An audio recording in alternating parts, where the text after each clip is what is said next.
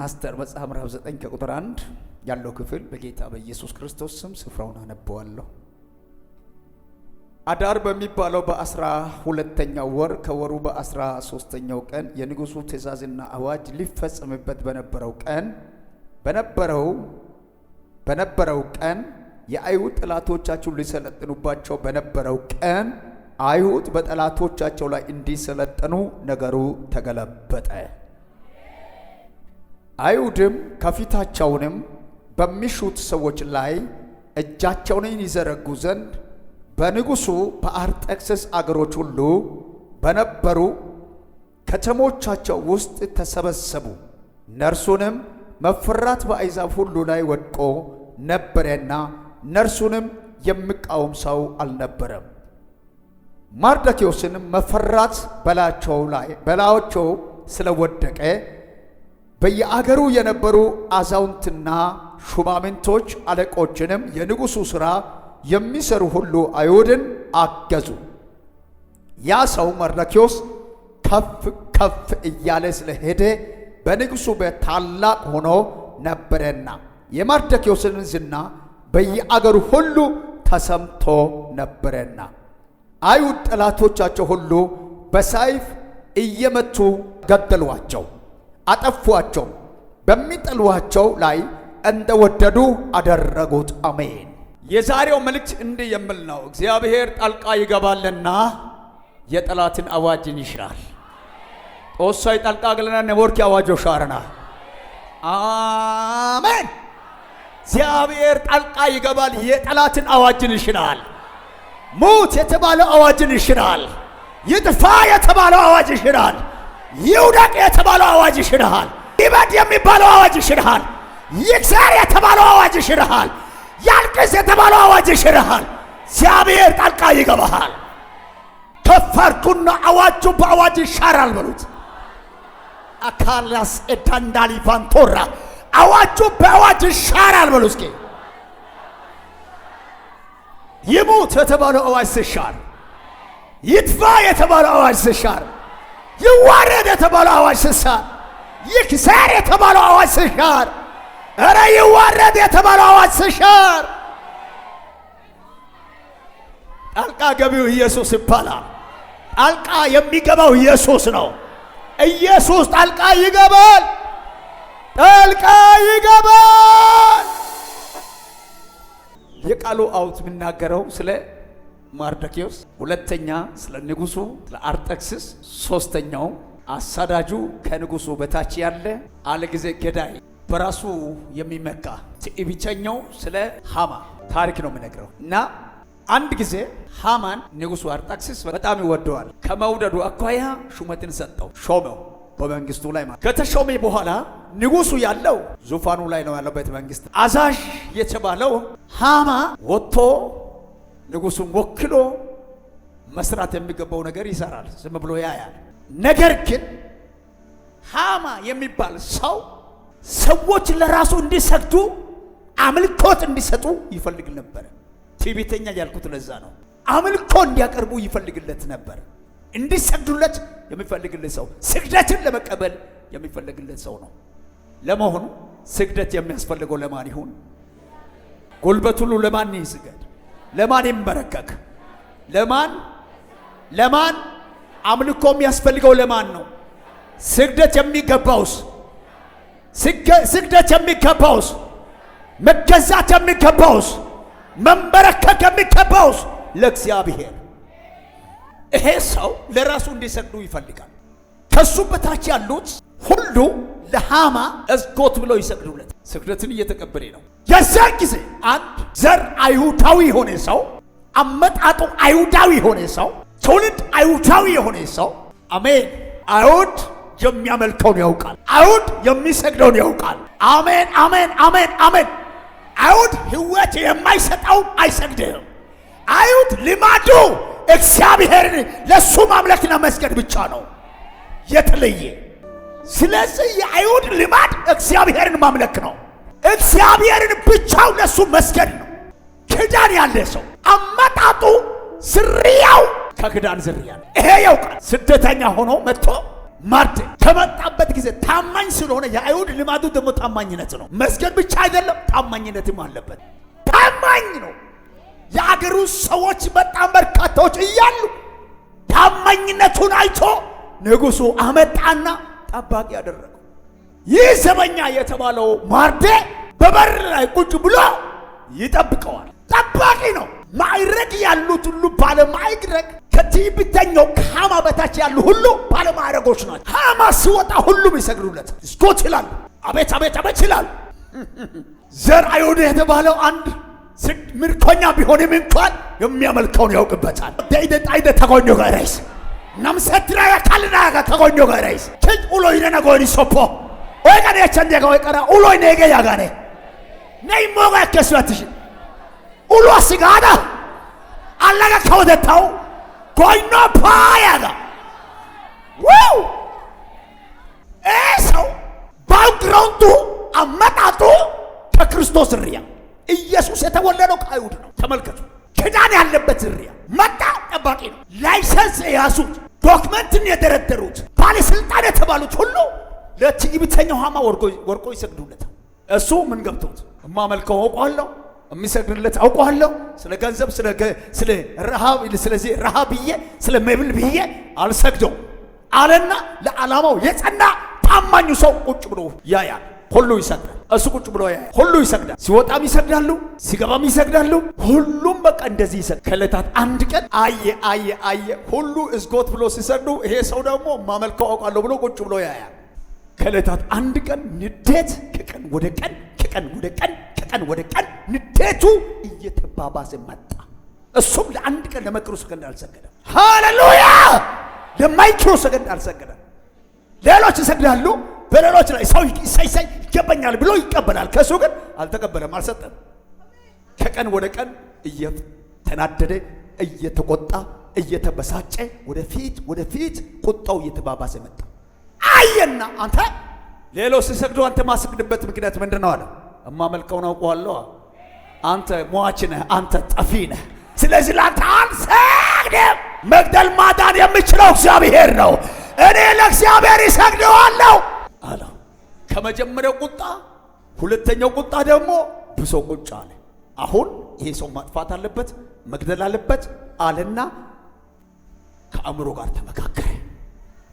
ከተመካከረ በኋላ እሱን ለመግደል የሱ መሞቾ መንገድ ያስተካክልለት ነበር። አቺ ጦሷ ስንታይ ቀዳውታይስ እቲ መኮሮ የተውዛረና በአንድ ማርዳኪዮስ ምክንያት ማደብ ብቻ አይደለም ዘር መንዘር ጨርሳለሁ ብሎ ተነሳ። የጠላት ቁጣ ሁሌ ዘር መንዘሩን ጨርሳለሁ ነው።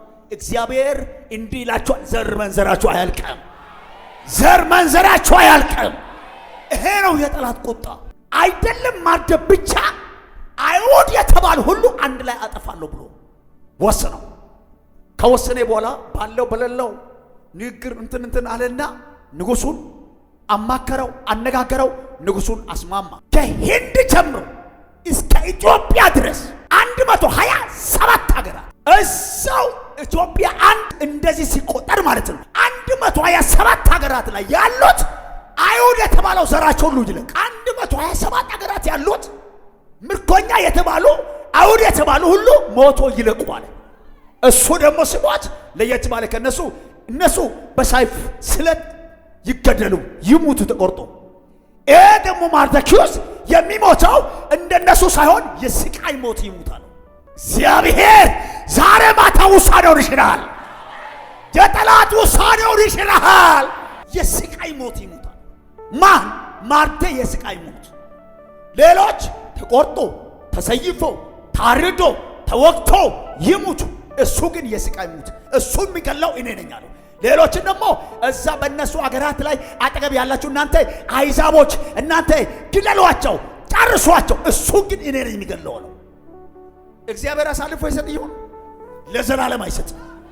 አጋይ ከርኬሻ አይደለም ዛሬ ለዘላለም አሳልፎ አይሰጥም። ሻደቆተራ ተናጦሳ ያግተነ ተናቱ ረጋትኒ ተዘሪያ ተዳቡዋ እተኩሻዮ አቲመና ለዘላለም አሳልፎ አይሰጥም። ንጉሥ ሆይ የግድያ ደብዳቤ ይጻፋል። ከህንድ ጀምሮ እስከ ኢትዮጵያ 127 ሀገራቶች ያሉት እዛ ቦታ ላይ ያሉት አይሁድ የተባለው ትንሹም ትልቁም ወንዱም ሴቱም በረብ ስሙልኝ ሁሉ ይለቅ። ስለዚህ ደብዳቤ ይሳት ስለምወደው ጻፈ፣ ሰጠ፣ ተቀበለ። አንድ ፈጣን የሆኑ መልእክተኞች አሉ። ፈጣን የንጉሱ ፈጣን ፈረሶች አሉ። እንደዚህ ለዚህ አይነት ሁኔታ የሚጠቀሙት ፈጣን የተባሉ ፈረሶች አሉ። እንደገና ፈጣን የተባሉ መልእክተኞች አሉ። ተመደበለት። ደብዳቤ ተጻፈ፣ ታተመ፣ ተስተካከለ፣ ተመደበለት። ፈረስ መልእክተኛው በአንድ ቀን አዳረሱ። እነሱ ሲጋ ሞቶ የሚያልቁበት ቀናቶች አሉ። ምዕራፍ 9 አዳር በሚባለው በ12ኛው ወር ቀጥሎስ 1 ዓመት ማለት ነው። የዓመቱ መጨረሻ 12ኛው ወር ከወሩ ደግሞ 13ኛው ቀን። እቺ ቀን የሞቻ ቀን፣ እቺ ቀን ጠላቶች ገሎ የሚጨርሱበት ቀን ነው። ለዛችሁ ቀን ሁሉ ሰዎች እንዲዘጋጁ ደብዳቤ ተሰጠ፣ ተበተነ። ቀኗ እቺ ናት፣ ሰዓቷ እቺ ናት። እቺ ቀን ተዘጋጅታለች። ነገር ግን የመሞቻው መራራ የሆነው ዜና ሰማ።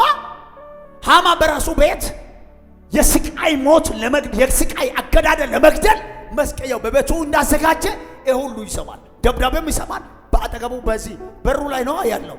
ይሰማል። መስቀያው እንደተዘጋጀም ይሰማል። ሞቶ የሚያልቁ ሰዎችን ይሰማል። ሁሉ እያየ ነው በፊት ለፊት። ግን በዛ ሁሉ መካከል ሶሪ ብሎ እግሩ ላይ ሊደፋ አልመጣም። ማርት ነው አይሆንም፣ እሱ ያድነኛል፣ ባያድነኝም እንኳን አልሰግድም። አተባች ሰው እየሰማችሁ ነው። ያድነኛል፣ ባያድነኝም እንኳን አንተ ሟች፣ አንተ ጠፊ፣ አንተ እንደ ሳር የምትጠወልግ እኔ እግሪ ስል አልሰግድም አለና እየሰማ ዝም ብሎ ያለ መናወጥ ቁጭ ብሎ አሁን ዋው ሃሌሉያ። እሱ ቀኗን እየጠበቀ እያለ ከዕለታት አንድ ቀን ከሰማ በኋላ ኦኬ ችግር የለም እማመልከው አምላኬን አሁንም አመልከዋለሁ እጸልየዋለሁ አለና ጾም ጸሎት ገባ። ማደው ጸሎት ገባ። ጸለየ። እየጸለየ ለአገራት በእነኛ 127 አገራት ያሉት ለነኛ አይሁዳውያን እሱም ደግሞ መልእክተኞችን ላከ። ጸልዩት፣ ሁላችሁ ጾም ጸሎት ግቡት፣ እግዚአብሔር ይሄን አዋጅ ይሽራል።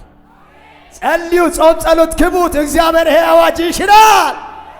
እየጸልዩ ነው። እሱም ደግሞ ለአምላኩ ለእግዚአብሔር በእግዚአብሔር ፊት እየተንበረከከ እየጸለየ ነው ያለው። እየጸለየ እያለ አስተር ደግሞ ዘና ብላ ነበር። ቻን ጊዜ አየና አስተር የኛ መዋረድ ያንቺ ነው ተመቸኝ ብለሽ በሷ አጠገብ የንጉሱ ምስት ስለሆነ ነገስት ስለሆንሽ አጠገቡ ቁጭ ብለሽ ዘና ምቺ ኮንሽ እኛ ሞተ ስናልቅ አይሰማሽም? ላንቺ የኛ ጥፋት ያንቺ ጥፋት፣ የኛ መሞት ያንቺ መሞት ነው። ስለዚህ አንቺም ካንቺ የሚጠብቀው ነገር አድርጊ አለና ቁጭ አለ። መጣ። ሃሌሉያ። ምዕራፍ 4 ላይ ማርዶክዮስ የአስተርን እርዳታን የጠየቀበት ነው። እርዳታን ለአስተር አብዮትታ ያቀረበበት ስፍራ ነው። ምዕራፍ 4 ላይ። ምዕራፍ 5 ላይ ደግሞ አስተር ለንጉሱ ያቀረበችው ልመና ነው። በፊት ሞገስ አግኝቼው እንደሆነ ይሄ አዋጅ እባክህ ይሻር። ልመናን ለንጉሱ ያቀረበችው ተከታተሉ።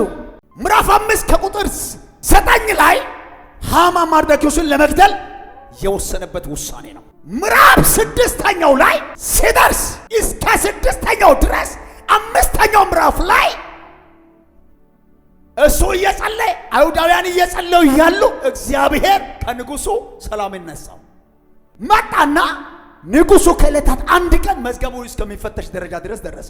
5ኛው ምዕራፍ መዝገቡ ሲፈተሽ ያኔ ገበታና ታራ የሚባል ሁለቱ ሰዎች ንጉሱ አርጤክስስን ለመግደል ሆን ብሎ የወሰኑት ውሳኔያቸው ለእሱ ኢንፎርሜሽን ያደረሰው ተጽፎ የነበረው ተገኘ። ንጉሱ ይሄን አነበበ። ካነበበ በኋላ ታዲያ ይሄ እንዲህ ከሆነ ይሄን በጎ ስራ ይሄን መልካም ስራ ለሰራ ሰው ታራ ምን ተደረገለት? አይደለም ምንም አልተደረገ፣ ሞት አዋጅ ታወጀ እንጂ። እንግዲያስ እንዲህ ከሆነ አሁን ይሄ ካገኘ በኋላ ከቁጥር 9 ላይ ስንመለከት ንጉሱ ለምወደው ሰው ምን ይደረግለት አለው። ሃማን ካስጠራ ምዕራፍ 6ኛው ላይ ምን ተደረገለት? 6ኛው ላይ ምንም አልተደረገለት። ኦኬ እንዲህ ከሆነ ንጉሱ ያከብረው ዘንድ የሚገባው ሰው ምን ይደረግለት? አይ የንጉሱማ እኔ ነኝ የሚያከብረው ሊያከብር የሚፈልገው መወደው ሰው እኔ ነኝ እንጂ ከኔ ውጪ ማንም የለም አለና በቃ ለኔ ይገባኛል አለና አለ ቀለበት፣ ፈረስ፣ ዘንግ፣ የወርቁ ዘንግ፣ ካባውን ቀጥሎስ አምባር፣ ቀለበት፣ ፈረስ ቀጥለው። መልካም ተናገርክ። የቀረው ካለ አሁንም ጨምርለት። ምን ይሄ ብቻ? ፈረሱን ይዞ ከተማ ላይ ከተማ ንጉሱን ሊያከብረው ዘንድ የሚወደው ሰው እንዲደረግለታል የሚል አዋጅ ይታወጅለት። እንዲማ ከሆነ ደጅ ላይ የተቀመጠው ማዳ የሚባል ሰው እሱ አለ። ጥራው፣ አንዳች አታስቀረው፣ ሳቅለት። ይሙት የተባለው ይጥፋ የተባለው ይዋረድ የተባለው በጠላት ፊት ይሾመሃል። እስከ አንድ ሰው ጮህ አሜን ብለህ ውሰደው። ብድግ በልና አሜን ብለህ ውሰደው። ኧረ ይሁንልህ በኢየሱስም። ይሙት ቁጭ በል። እያዩ ፊት ለፊት የምትሾም ማን ይመስልሃል? አንተ አይሁዳዊ፣ ሹመቱ ያንተ ይሆናል። ስድስተኛው ምዕራፍ ላይ ተሾመ። መሾሙ ከሰማ በኋላ የንጉሱ የአርጤክስስ ውሳኔን ከሰማ በኋላ ይሁን ይደረግ የተባለው ከሰማ በኋላ በራሱ እጅ አምጥቶ ካስረከበ በኋላ ፈረስን ይዞ ከተማ ለከተማ ያከብረው ዘንድ ንጉሱ የሚወደው ሰው እንዲሁ ይደረግለታል ብሎ ካወጀ በኋላ ካሁኑ በኋላ የኔ ኑሮ የውርደት ኑሮ ስለሆነ ራስን አጠፋለሁ አለ። ሰባተኛው ምዕራፍ ላይ ራሱን አጠፋ። ቆይ ቀን ያቸነው ወጣ። ስድስተኛው ምዕራፍ ያንተ ሹመት ይሆናል። ስድስተኛው ምዕራፍ ያንተ ሹመት ይሆናል። ሰባተኛው ምዕራፍ ጠላቴ ላንተ የወሰነው ውሳኔ ወደ ራሱ የሚያደርግበት ጊዜ ይሆናል። በስድስተኛው ምዕራፍ መሾሙ ካየ በኋላ እንደ ተሾመ ከተረታ በኋላ በሰባተኛው ምዕራፍ ላይ ራሱ ወሰነ። ከዚህ በኋላ ኑሮ የለኝም፣ ትላንትና ሲሰግዱ በነበሩት ሰዎች ፊት እንደገና ደግሞ ምን ሆኜ ልኑር? አሁን በቃኝ አለና ውሳኔ ወደ ራሱ አደረገ። በራሱ ለወሰነ። ኑሮ የለኝም ከዚህ በኋላ መኖር አልችልም አለና በራሱ ለወሰነ። ወጣ ወደ ላይ ባዘጋጀው መስቀያው ላይ ራሱ ተሰቀለለት። ስምንተኛው ምዕራፍ ላይ ደግሞ አዋጅ አለ። ከህንድ ጀምሮ እስከ ኢትዮጵያ ድረስ የታወጀው አዋጅ አለ። ስምንተኛው ምዕራፍ ላይ ደግሞ ያችኛው አዋጅ አሁን የሚሻርበት። በዘጠነኛው ምዕራፍ ላይ ደግሞ ነገር ግልበጣ። ዘጠነኛው ነገሩ በነገር የሚከለበጥበት። ያ ነገር ምን አይነት ነገር ነው ካላችሁ ልንገራችሁ። ምን አይነት ነገር እንደሆነ ልንገራችሁ። ነገሩ እንዲህ ነው፣ ተከታተሉ። ነገሩ እንዲህ ነው። አዳር በሚባለው በ12ኛው ወር ከወሩ በ13ኛው ቀን የንጉሱ ትእዛዝና አዋጅ ሊፈጸምበት በነበረው ቀን አይሁድ ጠላቶችን ሊሰለጥኑባቸው በነበረው ቀን ወይኔ ያችኛዋ ቀን አይሁድ በጠላቶቻቸው ላይ እንዲሰለጥኑ ነገሩ ተገለበጠ።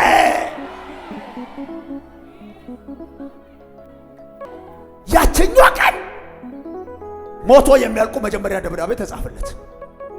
ይሙቱ በአንድ ቀን ተመሳሳይ። እዚህ ጋር የስቃይ ሞት ማርደ ተሰቅሎ ለመሞት መስቀያን አዘጋጅቻለሁ። እሱ እኔ ነኝ የምገለው፣ እሱ በእጄ ይሞታል፣ እናንተ ደግሞ በእጆቻችሁ እነዚያን ግደሉት። ይሄ መጀመሪያው ደብዳቤ እየሰማችሁ ነው። ስድለቲ ስምንተኛው ምዕራፍ ቀን ደግሞ አዋጁ መሻሪያ ደብዳቤ ደረሰ። አዎ ኦኬ። እንዲህ ከሆነ ያችኛዋ ቀን ተብላ ተጽፋ ነበረች። ያችኛዋ ቀን አሁን ጠላቶች በአይሁድ ላይ የሚሰለጥኑባት ያችኛዋ ቀን ተብላለች። በዛችሁ ቀን ክዳን ህዝብ ላይ እግዚአብሔርን አምላክን ብቻ በሚያመልኩት ህዝብ ላይ እንደዚህ አይነት ግፍ አዋጅ ታወጀ። የአዋጅ ወደ አዋጅ ይመለስ፣ ይሻር፣ ይገለበጥ። በዛችሁ ቀን ለእናንተ ነው ተራው። ሀኒ ወደረባና ሄካ የድሪኒዮ የሚንገለናቲ ወንታ ሹመት ያግዶ ገደ ሴካ ጋይ ሄካ ሃየ ከግዲት የሚነከና ወንታ ሹመት ያግዶ ደስ ሃያ ግዲ የሚነከና ይህ በክርስቶስ ዓለት ላይ የተመሰረተች ዓለም አቀፍ ቤተክርስቲያን የዩቲዩብ ቻናል አገልግሎት ነው። ይህንን ቪዲዮ እስከ መጨረሻው ስለተከታተላችሁ ከልብ እናመሰግናለን። ሌሎች እንደነዚህ አይነት መንፈሳዊ አገልግሎቶች እንዲደርሷችሁ ይህንን ቻናል ሰብስክራይብ፣ ላይክ፣ ሼር በማድረግ ለሌሎች ይህንን አገልግሎት እንድታጋሩ ስል በጌታ ፍቅር እንጠይቃችኋለን። ይህንን አገልግሎት መደገፍና ማገዝ የምትፈልጉ ከስር በምትመለከቱት በባንክ አካውንቶቻችን ላይ አቅማችሁ የቻለውን በመደገፍ አገልግሎቱ እንዳይደክም ለማድረግ ለማገዝ የምትፈልጉ ማገዝ የምትችሉ መሆኑን በጌታ ፍቅር እናሳውቅ እንወዳለን። ይህ በክርስቶስ ዓለት የተመሰረተች ዓለም አቀፍ ቤተክርስቲያን የአገልግሎት መስመር ነው።